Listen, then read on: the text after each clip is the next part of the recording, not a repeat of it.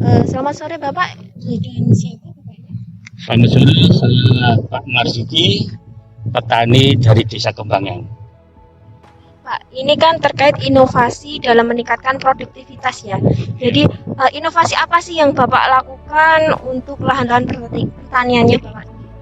ya, untuk meningkatkan produksi pertanian, yang pertama adalah tentang cara menanam. Cara menanam itu harus pakai cara tanam antara polong satu dengan polong yang lain atau rumpun satu dengan rumpun yang lain itu harus sama. Kadang-kadang petani kembangan itu menggunakan sistem legowo. Legowo itu bedanya ada beberapa jarak itu diberi jarak yang lebih jauh. Kalau ini kan sama, lurus, kemudian antara kiri kanan sama, antara yang utara selatan sama. Itu yang pertama adalah cara menanam tanaman padi. Kemudian yang kedua, itu pemupukan yang tepat. Waktu pemupukan harus tepat. Alhamdulillah di dalam ilmu pertanian, karena saya juga sarjana pertanian, jadi sedikit banyak tahu, itu harus menggunakan pemupukan yang tepat. Maksudnya pemupukan tepat itu pada berapa hari harus dipupuk pertama, berapa hari harus pupuk kedua, dan pupuk ketiga, bahkan nanti bisa sampai pemupukan kelima. Karena yang saya gunakan adalah pupuk organik. Kalau menggunakan pupuk anorganik, cukup pemupukannya 2 sampai 3 kali. Kalau pemupukan organik itu bisa sampai 5 kali. Tergantung nanti kondisi tanaman. Nah, saya selama ini menggunakan pupuk organik karena satu, pupuk organik itu biayanya lebih ringan, lebih efisien, bisa meringankan beban para petani. Yang kedua, tidak mencemari lingkungan. Bisa dibandingkan antara milik saya dengan milik tetangga saya. Lah itu yang menggunakan pupuk anorganik atau pupuk kimia. Kalau milik saya ini pupuk organik. Bisa dilihat airnya bagaimana, yang pakai pupuk anorganik, sedangkan pupuk yang organiknya keadaan air bagaimana. Sehingga saya selama ini sudah menggunakan namanya pupuk expander, rajanya pupuk organik Lugi. Nah, ini mengandung unsur hara yang sangat dibutuhkan oleh tanaman padi. Karena ini mengandung unsur hara makro, juga mengandung unsur hara mikro. Selain itu juga mengandung 3 hormon. Ada hormon auksin, ada hormon gibrialin, ada hormon sitokinin. Jadi lengkap.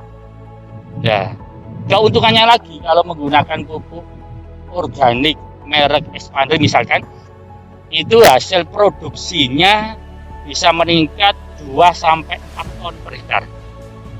Biasanya kalau menggunakan pupuk anorganik itu dalam 1 hektar, luas 1 hektar, itu hasilnya 8 ton atau 7,5 ton. Tapi kalau menggunakan expander organik itu bisa mencapai 10 sampai 11 ton. Ini kan ada peningkatan tentang produk pertanian. Itu Mbak, kira-kira nanti yang lebih lengkapnya monggo. Baik ya, berarti bisa kita tahu bahwa memang untuk pemberian pupuk organik sendiri ini kan memiliki manfaat banyak sekali ya. Yang pertama ramah terhadap lingkungan, kemudian produktivitasnya juga sangat meningkat. Dan lagi karena kita ini Pemeliharaan. Ya.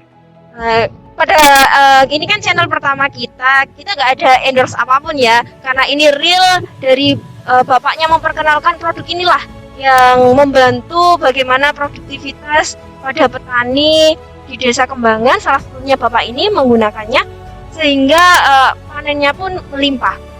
Baik, barangkali kemudian selain dari segi produktivitas dari pupuk organik ini, kiranya terhadap hama ini lebih sering dirusak ataukah malah mereka tidak menyukai dari Alhamdulillah, selama saya menggunakan pupuk organik ini, itu penanganan hama maupun penyakit itu sangat-sangat rendah. Ya, karena sangat rendah.